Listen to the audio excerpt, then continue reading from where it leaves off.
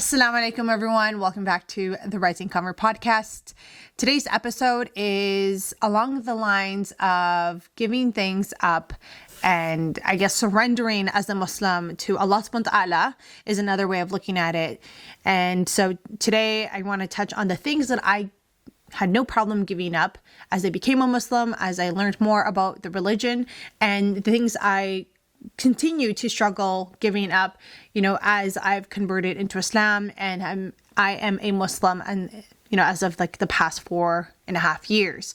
So I think for me, this topic is so important, and I wanted to share it with you all because whenever I get asked questions around my journey and who I am as a person and my background, I feel like the theme, the vibe that I constantly get from a lot of people, which I can resonate with, are that, becoming a Muslim is such a liberating and very heartwarming experience and moment when it happens, when you take your shahada, but then shortly after it can feel very exhausting and demanding because of what is being said from, the Muslim community itself, from your friends, family, and just like the pressure of obtaining more knowledge and feeling like you're going to be judged because you're not applying that knowledge right away into your life. And so there's just so many feelings and emotions that come up, and I just want to share with all of you, born Muslim or revert convert Muslims, that, I've been through this as well, and I think it's important to talk about it. So you're going to learn a little bit more about me. And while you're here listening, please like, subscribe, follow me on YouTube and Instagram at Rising Convert Podcast, and on TikTok at Rising Convert. I appreciate all the love and the support and the clicks and the shares. So go ahead and do that right now since you are listening, and inshallah, we can all learn from something from each other today. Okay. First one, I'm going to talk about drinking alcohol. Okay, no brainer. This one for me, it was a goal of mine before I became a Muslim. So I'm going to go ahead and say that first. I learned very quickly that it just was something that never served me. When I reflected on my journey of, trying to grow and have a greater understanding of who I am as a human and who I want to be as a woman, like in my future, I realized very quickly that alcohol is just something that is just toxic. It didn't bring any good. A lot of the bad outweighed the good. I think there's a strong reasoning, in the Quran to why it is prohibited. So I had already set out the goal to stop drinking and get it out of my life before I became a Muslim. So, for me, it was just I was focused on the consumption part. So giving up alcohol, like the idea of it, was very easy for me to do. The part that I struggled with was actually eliminating it out of my life. So not drinking it was a little bit difficult because there's always this temptation of it's like anything, right? Like it's casual, it's normalized to have it here and there. It's in everywhere you go. It's in your surroundings, right? Like it's in the work culture, at work events sometimes. It can be with your friends or family. And it's just a way of having fun. So with my friends and my family, I believe it became a little bit harder because I don't think they were challenging it. I just didn't think they really saw really what the goal was for me. My best friend who I talked to the most a lot about it, and her and I ventured a lot together, and we had astaghfirullah, like our moments, in our early 20s. She saw a lot of me, and when I mentioned like a bit of like the bad times that I had with it, when I was under the influence, she was there. And so she understood a lot of that. And so she was very receptive when I was telling her about it. When it came to like my family and other friends, they never really saw a whole lot. My best friend was truly like my person in my early 20s. And that was just because we just hung out all the time. It was kind of like a really fun time in my life because I'm a twin, and just being able to have a bit of that space, and to grow and to become my own and to do my own thing. It was really great to have like a buddy, another person who I trusted, to have fun and venture off and lean on them. So the giving up the alcohol completely was a bit of a challenge when you have other friends and family who don't fully understand the goal.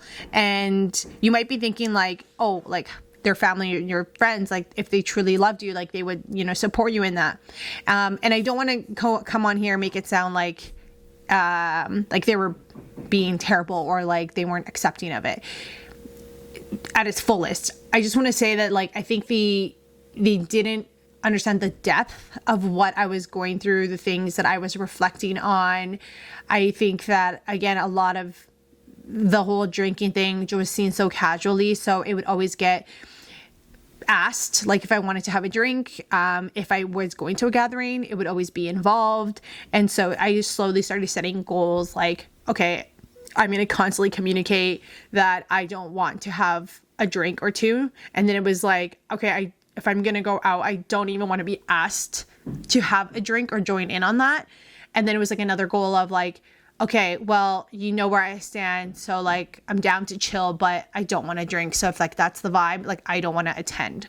And so slowly just kind of growing and creating, boundaries along the way of like this goal to completely give up and eliminate alcohol out of my life. Now, can I say it's completely gone? No, because I do have family members who do consume alcohol, and I do have friends that still to also consume alcohol. But I think that goal became even more achievable, I want to say, after I converted to Islam, because it is very much known as a Muslim that alcohol is prohibited. Now, it did get tricky when a friend of mine did ask me, like, there's other Muslims that are drinking as well, so isn't it okay?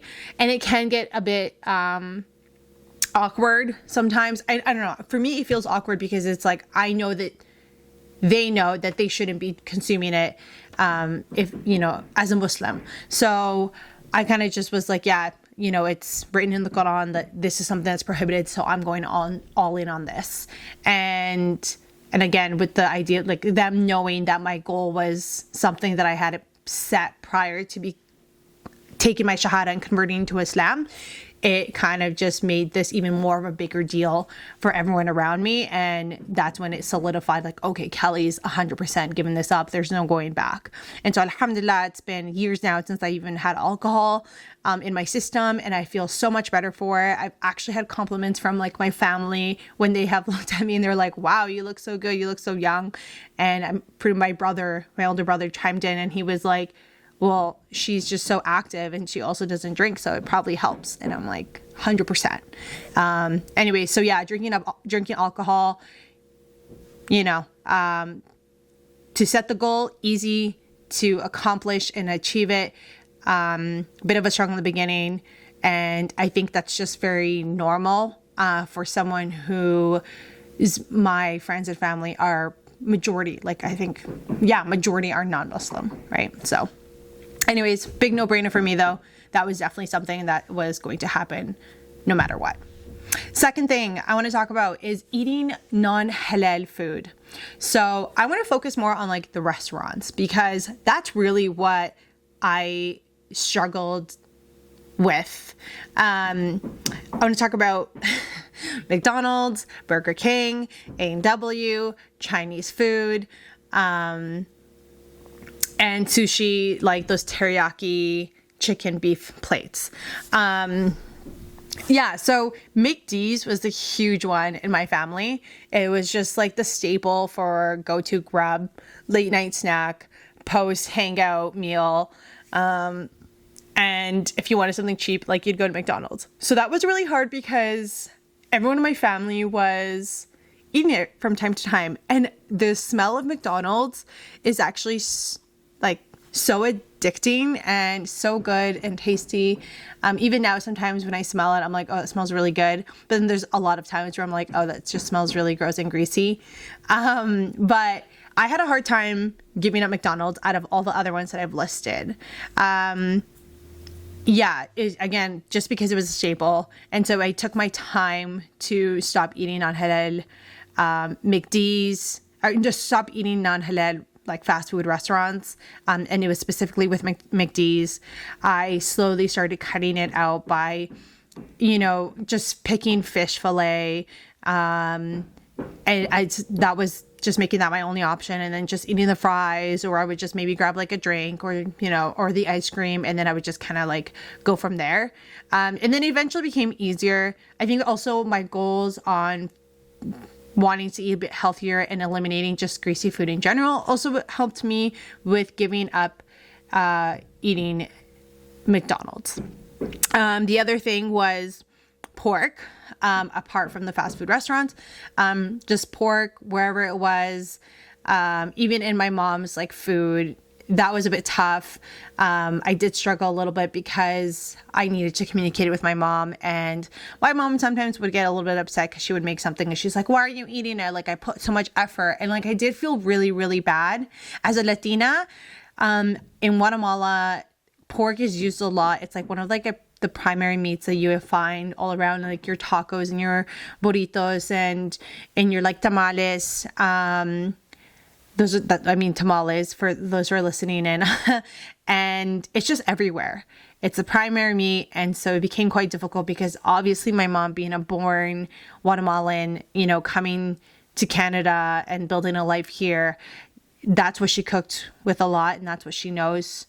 And it was just a bit of a change for her. So like communicating that and not feeling guilty to say no to food, that took some time. So that was a bit of a struggle, but eventually, alhamdulillah, we're past that now, and we just eat halal food now. And my husband and I, we don't eat out really. I think we just like to cook at home and have control of like what it is that we're consuming. Okay, moving on to the next one. Third one is wearing revealing clothing.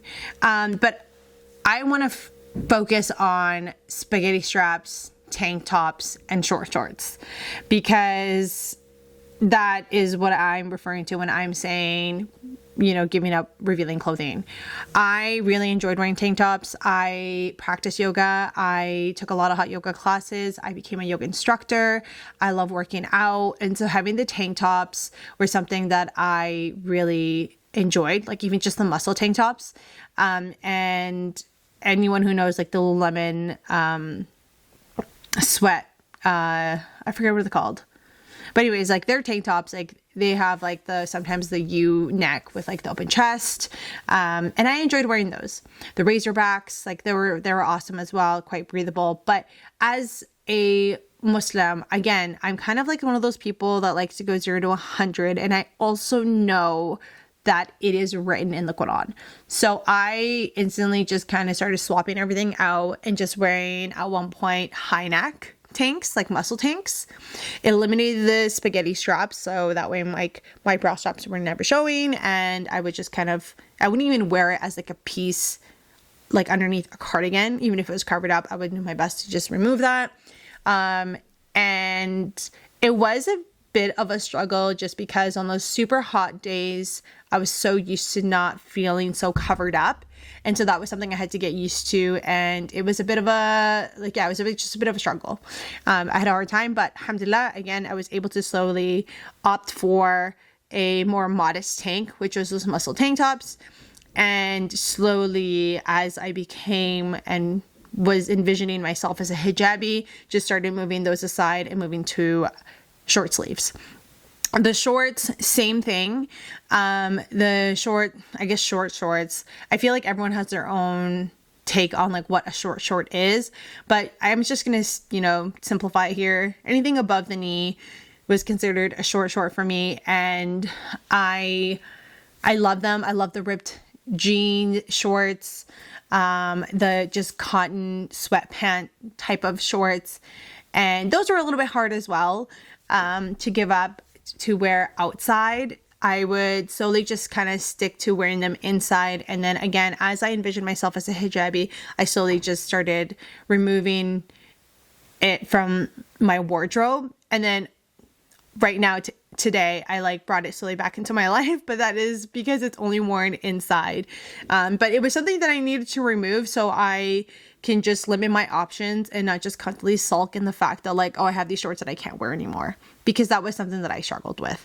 But yeah, so I completely gave up those, wearing those outside. And of course, it's a hijabi. It's not something that you'll see me wearing. Reading astrology news. I wanted to bring this one in here because I thought it was a bit of a fun one. And it's something that I don't think people think about. At least I didn't. And so I'm assuming that some of you may have not thought about this. But when I used to take the train to and from work, like I would in BC, it was about a 45-minute commute. And so I would always like pick up the newspaper, and it was something that I would read. I would just kind of filter through. And then I would also do the crossword puzzle. And then on the back of it, there is this section of astrology where you would read your signs. So there's like the Taurus, the Libra, the Cancer, Scorpio, whatever, and all the other ones, right? I'm not that familiar with them, but just, I used to enjoy reading them because I thought they were kind of fun. And I was like, oh, I wonder like if this is even like, I know it wasn't real, but I just like, oh, I wonder if this is going to apply to my day today. Or I think it was based on the week. I can't remember, but that was something that I thought was kind of fun. And even sometimes at work, I would get bored and I would, if I remember, I'm like, oh, I would, read it just cause, and I would read it aloud and I would share it with my colleagues and they would laugh and we'd laugh. And it was just something we'd bond over and talk about. But yeah, as I became a Muslim, I realized that even bringing or entertaining something like that is haram. Like I shouldn't even be reading it. It's just actually just fake news and it means nothing. And though it can seem so harmless, being a now Muslim hijabi, and again, envisioning that, that is what I wanted to eventually, be, I just put that off. And so I don't even read anything that is even giving some sort of idea that I am idolizing something else as like a higher power. And so I guess that's really what I gave up, right? And so that's an example of it, reading the astrology or section of the newspaper. Next thing that I wanted to also talk about, I wanted to really think about how much I was consuming. So that was probably one of the hardest things, is consuming to the point where I'm so full. So it is mentioned as a Muslim that you should eat in moderation and to not fill the stomach at its like fullest. And so I'm talking about like that bloated feeling to the point where you're so out of it. You get like, what is that word I'm looking for? I'm forgetting the word, but yeah, you just drink to the point where you just want to like lie dead and you just can't even breathe. I would do that from time to time, and I don't really know why I did that. But giving that up, the idea of having to eat so much food to the point where you're so full is not something that is, I guess, advised as a Muslim. The Prophet, which I'm actually going to read here, the Prophet, may peace and blessings be upon him, said, "A man does not fill any vessel worse than his stomach. It is sufficient for the son of Adam to eat enough to keep him alive. But if he must do that, then 1/3 for his food, 1/3 for his drink, and 1/3 for his air." And this is a narration by Al-Tirmidhi, 2380, Ibn Majah, 3349. It is seen in the book of Sahih al-Tirmidhi. So that's just the resource there. But the whole point of that is that you want to keep your body healthy and light, and eating to the point that you're full makes the body feel really heavy, which then leads to laziness. And sometimes it is a reflection, or it can reflect in your worship and in work and in your day to day. So that is something that was a bit of a, like, again, something that I didn't really think about, but once I was able to process it and understand it deeply, I was able to give that up fairly quickly. And yeah, it was just a form of practice, and consistency. Because sometimes, like I think a lot of us do, and I'm guilty of it. We can eat with our eyes and not with our stomach when we're feel like we're starving.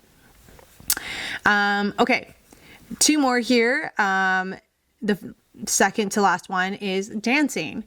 I love dancing. I'm just going to put that out there. I really do. And some of you might come at me for it, but I'm just being really honest. I have a strong background in dance. I grew up as a dancer. I love dancing since I was little. I literally have pictures of myself with my sister breaking it down. We really prided ourselves in learning the Latin dance styles, and it is something that we enjoy doing. I enjoy doing.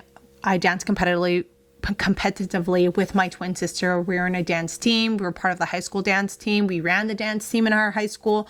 So there's just dance. There's just like a lot of history there. And I can't say that I do it all the time, no, but I have been finding myself to enjoy Zumba as a way of working out, a way of cardio, because there's dance moves that are involved. And so that is something that I've been told that you can't do a lot of, or you shouldn't be doing a lot of. And it's a bit of a struggle. I have not given up dance. It's not something that I can sit here and say that I think about giving up or I work towards giving it up. No, I think of it as I want to dance more in a modest way, based on my surroundings, whatever my environment may look like. So I do my very best, but I'm also just someone who naturally, even in my culture, I think Latin women tend to dance from the waist down with a bit of like the arm, hand movements, where I'm learning, being married to an Arab guy, and my husband's entire family and the community and the weddings that I've been to so far, they all dance from like the waist up. And so there's a lot of shoulder action though, and there's a lot of like wrist movement and shoulder shrugs, all that stuff.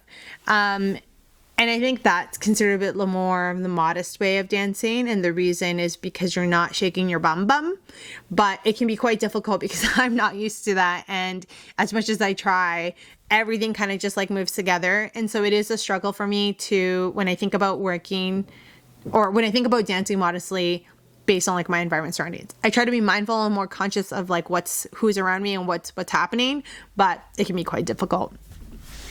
And the last thing, this is something that I have not given up. It is music.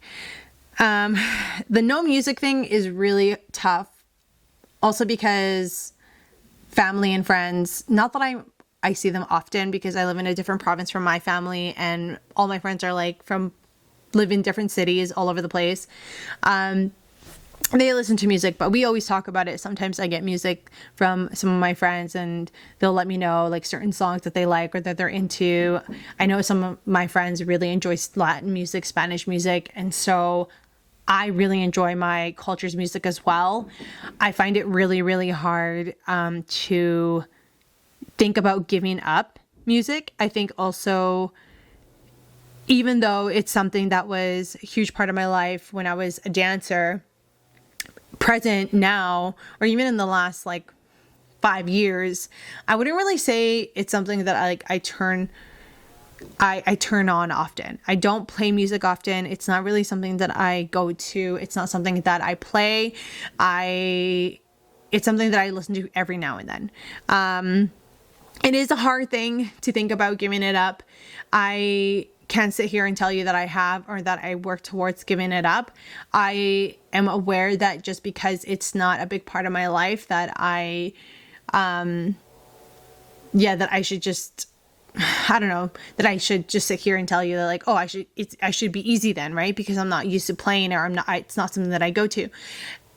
I don't know why, but it is hard for me to think about just saying no to it playing in the car, because there are moments where I feel like vibing out. Or even if I see like a festival, sometimes I'm like, oh, that's such a fun, cool festival. And like, I think about like the music's going to be awesome. When I hear new music, even when I go visit my family and it's Latin music, I really want to vibe into it because it's something that I've always enjoyed listening to. And so for me, the whole no music thing, I know it's something that you shouldn't listen to as a Muslim. And the reason behind it, from my understanding, is because some of the music today that we listen to promotes a lot of sexual things, you know, in regards to like love, intimacy, and or just talks about crazy nonsense stuff that probably like even young kids shouldn't be listening to. I mean, I can openly admit that there's some music that in songs that I was listening to way back in the day, in high school. Now, I didn't understand the lyrics. I had such an innocent mind, and I was like, I don't know, I just like the beat of the song. But then when I listen to it now, I'm like, oh my gosh, like I should not have been listening to that. So I understand that though there are a lot of artists out there who can spit out some music that isn't, you know, nice to hear to as a Muslim. But I struggled thinking about giving it up, and it's something that, again, like I said, that I am not currently working towards to. I'm going to be honest here, but I try my best to focus on like the positives of what music brings and to me in my life, and what kind of music I'm listening to. So I don't know. I'm a mom now, so who knows? Like the things that I'm struggling with giving up right now, you never know, that could change for me in the next month or in the next few years. Like who knows? I don't know. Only Allah subhanahu wa ta'ala knows. So yeah, anyways, that's my list here of things that I've given up, things that I've struggled giving up, and things that I've not yet given up as a Muslim. Let me know if you can relate to any of the things that I've mentioned here. If you have anything that you want to share, feel free to write in the comments on YouTube. Message me on Instagram, or even let's just talk through it with a question that you can submit on Apple or Spotify if you're listening to the podcast there. Again, everyone, thank you. I hope you all learned from this story, or I guess this episode. Inshallah, I will catch y'all in the next one. And once again, I appreciate all your support. Assalamu alaikum.